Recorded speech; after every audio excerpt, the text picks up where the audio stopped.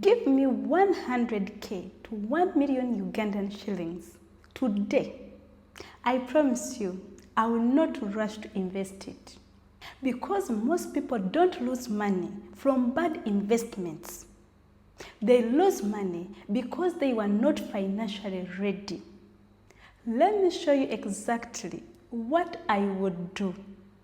This is part 5, the final part of our beginners investment series. In case you missed part 1 to part 4, check the link in the description. Today I'm showing you my really beginner blueprint for investing 100k to 1 million Ugandan shillings in Uganda. No hype, no gambling, just structure. This is Becky and welcome back to Becky Brilliant Finance.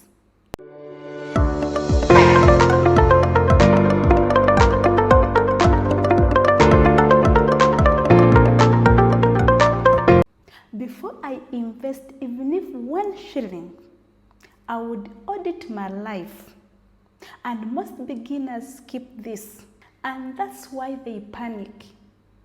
First, I would do emergency fund check. I would ask myself, do I have any money for unexpected expenses in case of job loss or sickness or any other unexpected expenses? I would sit down and ask myself if I have that money that can take me for a month, for 2 months, in case of any emergency.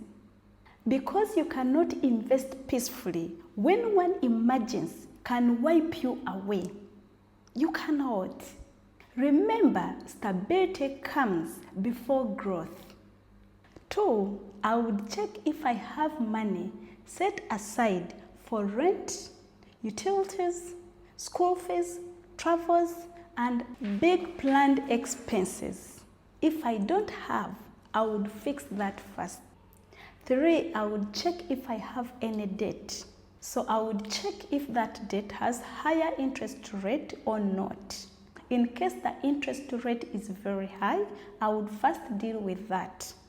In case the interest rate is medium or low, then I would see how much I can invest and how much I can be paying for that debt.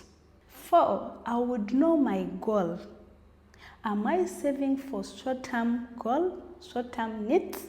Is it medium-term, long-term investments? Or I need passive income? I would check my goal because different goals, different investments.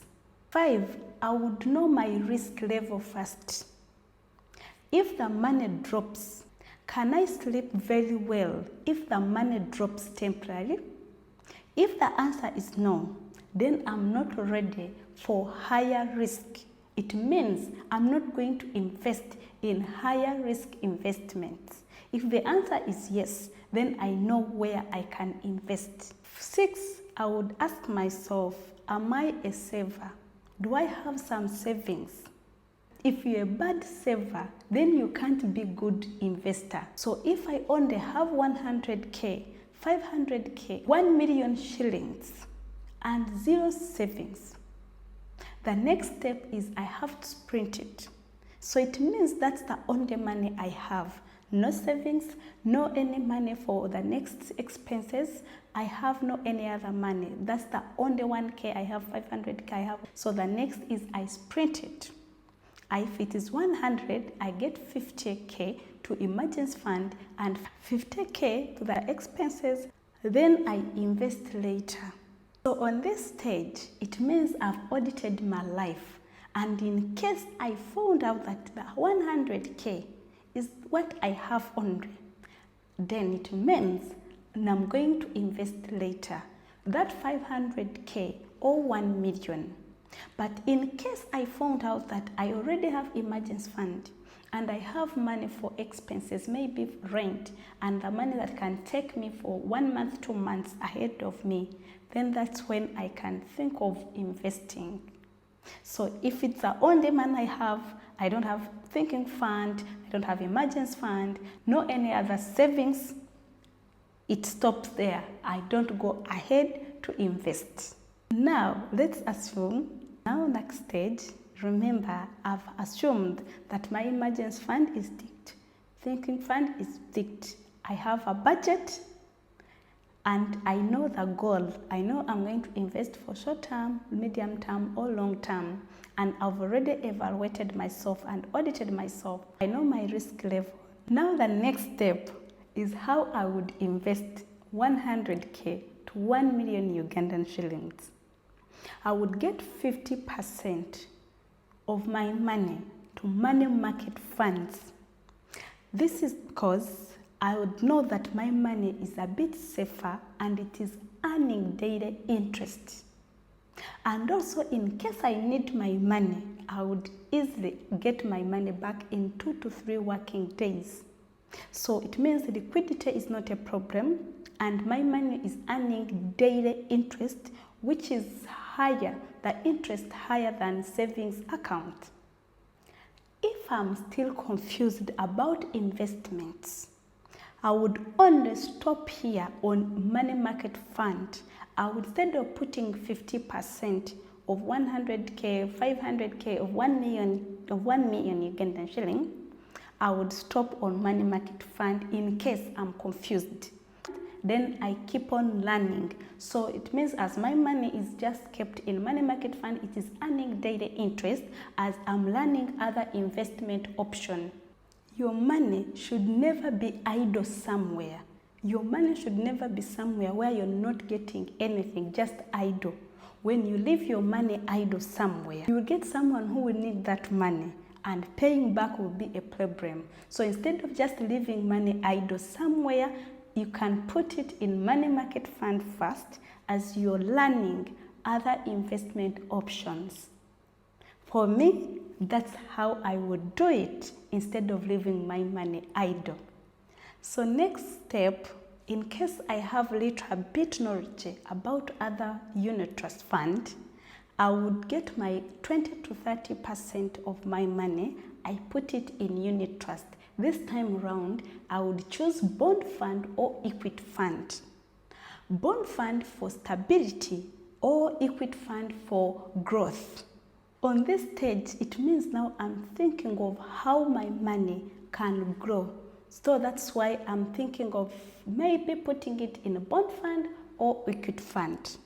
So the next step, I would look into the stock market. In case during my audit time, I checked that I can sleep very well in case my money drops temporarily. In case the answer was yes, then I can look into stock market. In case my answer was no, then it means I'm not ready for higher risk investments. So for this, I wouldn't go for stock. But in case the answer was yes, I can sleep in case my money drops temporarily, then I would look into stock market. Here I would put 10 to 20% of the money. So it means here I'm looking into long-term investments. And here I would choose the company that is profitable. I would first ask myself, can I go for MTN Uganda or Stanbic? I would choose in those two companies, Stanbic or MTN Uganda. Or in case I want to do it globally, I would choose if I can go for Apple, Tesla, Amazon. I would look into all those companies, but I would sit down and first know which company is it profitable. The company that has been paying dividends to their shareholders. I would look on all that. In case I have enough research, I would choose a company locally in my country, Uganda, or globally. This time, I would only put the money I can leave unattached. Now, I would have another option. In case I'm failing myself, in case I don't have enough research and I don't know much about stock, but I have some little money has remained after putting some money maybe in bond fund, equity fund, or in money market fund, and I'm still afraid of stock market, I would check if I already have a working business, I would invest there. That comes in case I'm afraid of stock market and my money I'm not yet sure about it or any other investment. So instead of stopping on the money market fund or unit trust only, I would maybe leave stock In case I have any other business that is already working, I would invest 20% of the money. Because sometimes your highest return is yourself. Now, this is something you have to keep in your mind before you start investing. Always check your country's inflation rate. Right now in Uganda, they are trying to keep it below 5%. I think it's around between 3 to 4, around 3.2 or 3.8. You can check 3.2 or 3.8%. Make sure before you invest your money, check your country's inflation rate, because it doesn't make sense investing your money in somewhere they are giving interest of, let me say, 3% when the inflation rate in your country is 5%. It doesn't make sense. If the inflation rate is below than the interest rate you're going to get in that investment, then you can go ahead. So I wouldn't really just invest blindly. That's the first thing actually I would check first when it comes to inflation, because it doesn't make sense when the inflation rate is higher than the interest rate. You don't build financial freedom by investing at once. You build by investing monthly, staying consistent, and being disciplined, and let time multiply your effort. Consistency beats intention. And you don't need millions to start investing in Uganda. I made already a video. We can start with 1K, 10K, 20K, 50K, 100K, 1 million, depends on your capacity.